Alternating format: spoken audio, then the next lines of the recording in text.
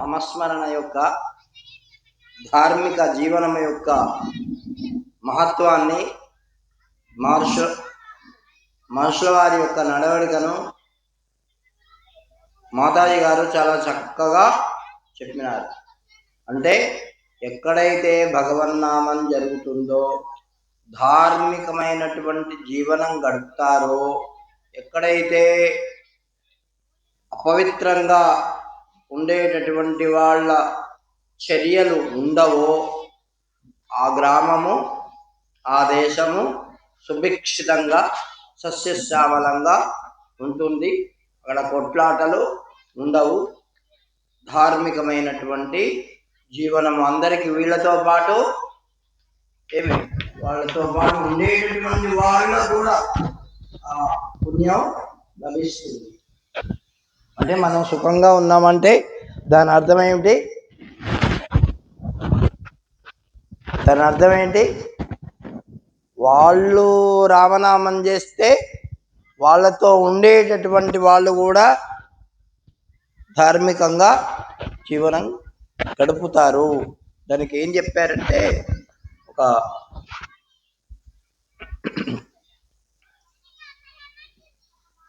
ఒక న్యాయం ఉంది, క్షత్రియ న్యాయము అని. ఇప్పుడు వర్షం పడుతుంది, లేకపోతే ఎండ కొడుతుంది, 50 మంది గొడుగు పట్టుకొని పోతున్నారు. దాంట్లో ఒకరిద్దరు గొడుగు లేకుండానే పోతున్నారు. అయినా కూడా వాళ్ళ మీద వర్షం పడ్డలే, ఎండ. అవునా? అట్లా ధార్మికమైన వాళ్ళు ఒకరున్నా, నామస్మరణ చేసేటటువంటి వాళ్ళు ఒకరున్నా వాళ్ళ ఊర్లో ఉండే వాళ్ళందరూ సుఖజీవనం గడుపుతారన్నమాట. వాళ్ళ ఒక్క భార్యాభర్తలు ఇద్దరు లేకపోయినందువల్ల అన్ని అరిష్టాలు వచ్చినాయి. మళ్ళీ వాళ్ళు రాగానే మరి కలిపురుషుడు పారిపోయి వాళ్ళు సుఖంగా జీవించినారు. అట్లాగే మన వేంపేట గ్రామం కూడా అట్లా పవిత్రమైంది. ఎంతోమంది మహాత్ములు ఇక్కడికి వచ్చినారు. భగవాన్ సత్యానంద మహర్షుల వారు ఇక్కడ ఉన్నారు, ఇక్కడ నడియాడారు. అట్లాగే మరి ఇక్కడ రామనామం ఎంతో కాలం నుంచి జరుగుతూ ఉన్నది, ఎంతోమంది చేస్తూ ఉన్నారు.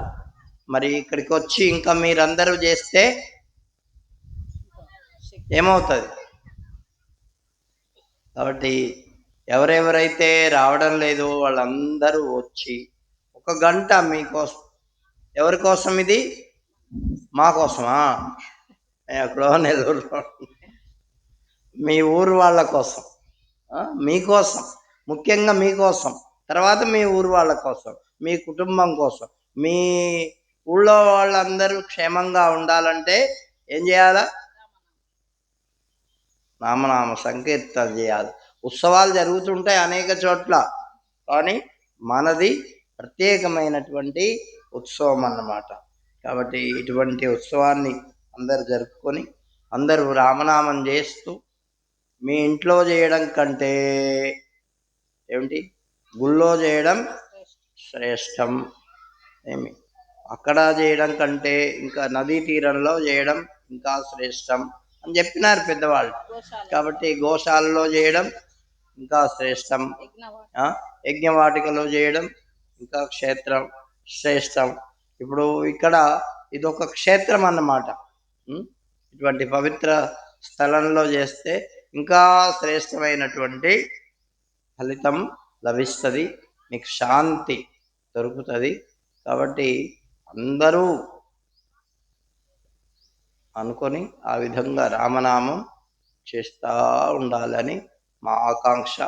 ఇంకొక 20 నిమిషాలు మా బిరజానంద తీర్థస్వామి వారు, ఈ అమ్మగారు మీకు అందరికీ తెలుసు, ఎంతో కాలం నుంచి ఇక్కడికి వస్తున్నారు. ఇక్కడ ఆర్మూరులో ఉంటారు.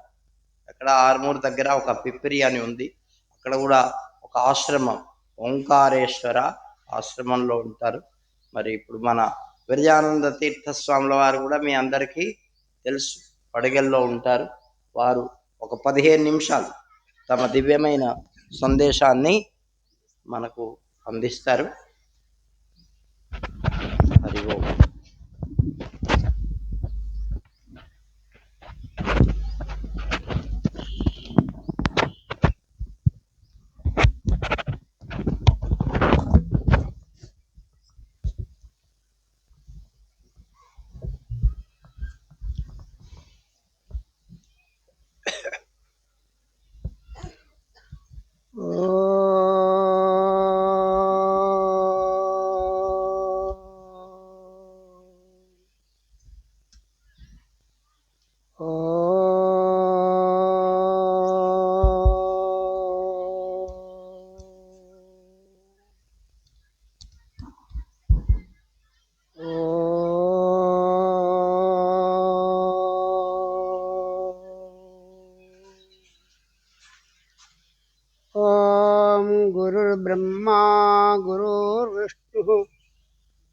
गुरुर्देवो महेश्वरः गुरुसाक्षात् परब्रह्म तस्मै श्रीगुरवे नमः।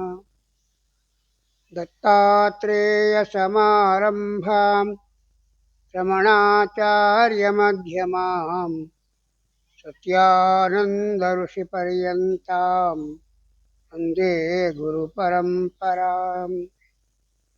सोनाध्रिनाथचरणाम्बुजयुग्मरुग्म व्यामोहतत्तदितराणि तृणाय मेने अस्मद्गुरो भगवतो सतैकसिन्धो श्रीसत्यमौनिचरणौ शरणं प्रपद्ये। कृष्णाय वासुदेवाय हरये परमात्मने प्रणतक्लेशनाशाय गोविन्दाय नमो नमः। रामाय रामभद्राय रामचन्द्राय वेदसे रघुनाथाय नाथाय सीताय पतये नमः। सर्वमङ्गलमाङ्गल्ये शिवे सर्वार्धसाधिके शरण्ये त्र्यम्बके देवी नारायणि नमोस्तुते। हरिः ओम्. 2 నిమిషాలు నామని చెప్పుకుందాం. నేను చెప్పినట్టు పలకండి. శ్రీరామ రామ రామేతి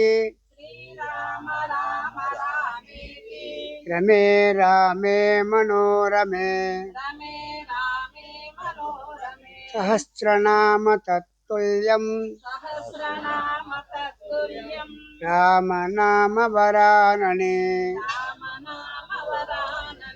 శ్రీరామ రామ రామేతి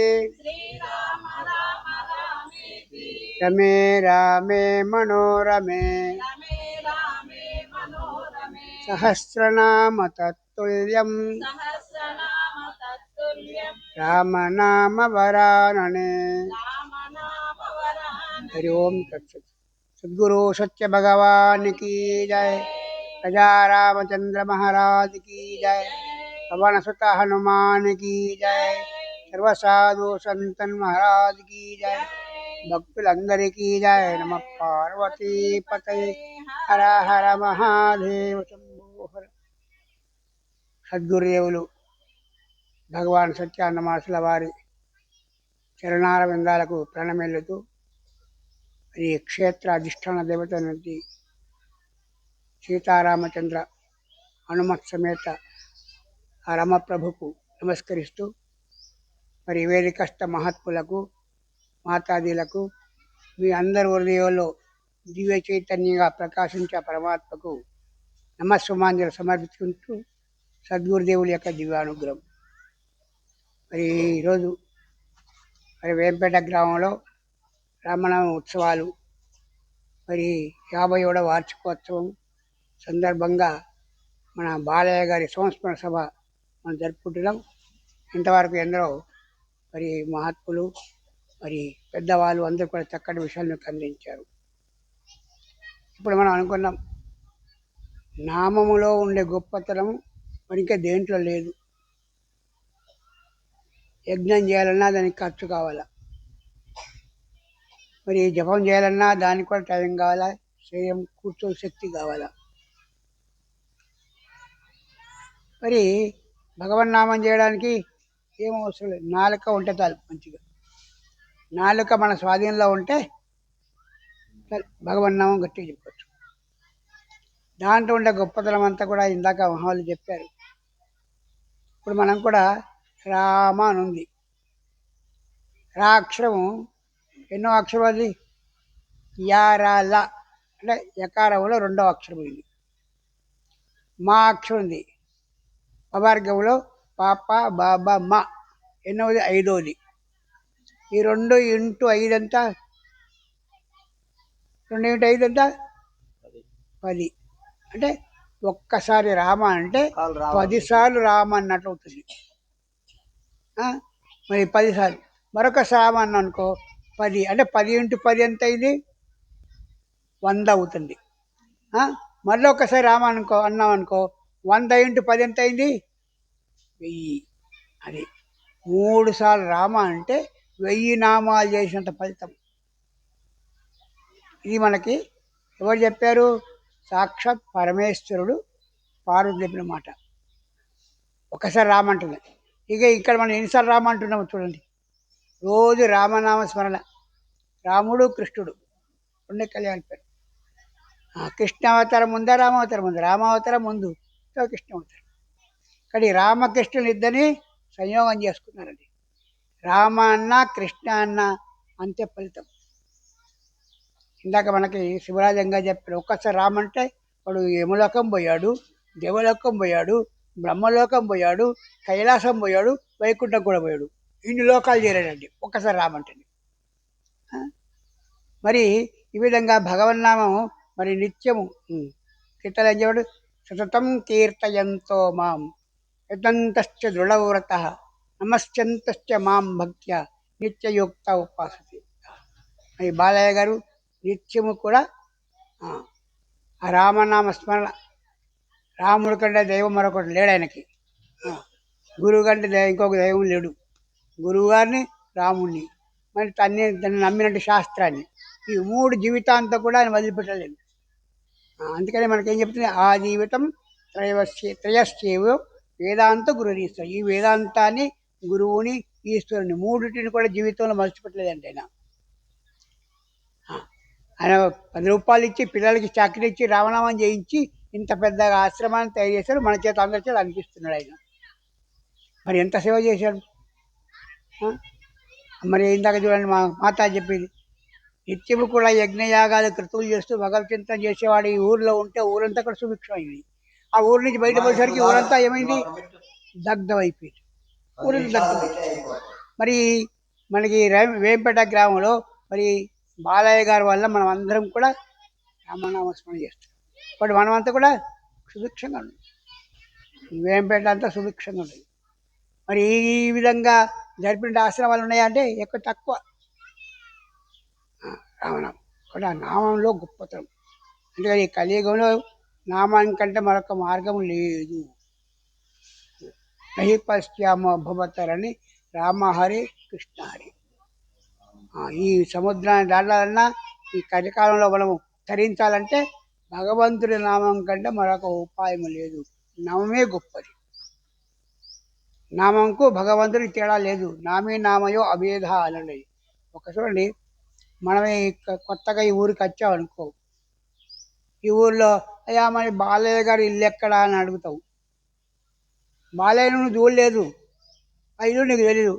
ఒక అతని పోయి అడిగావు, ఆయన ఎవరైనా గిట్ట పోతే ఇక సందులో ఉందని ఇల్లు అని చెప్తాడు వాడు. చక్కగా పోయి అక్కడ పోయి బాలయ్య గారు ఎవరు, నేనేనండి అన్నట్టు ఆయన అంటాడు. చూడండి, బాలయ్య పేరు తెలుసుకుంటే ఆయన ఊరు తెలియకపోయినా, ఆయన మనిషి యొక్క రూపం తెలియకపోయినా ఆ పేరు పడితే ఆ బాలయ్య గారు వచ్చాడు.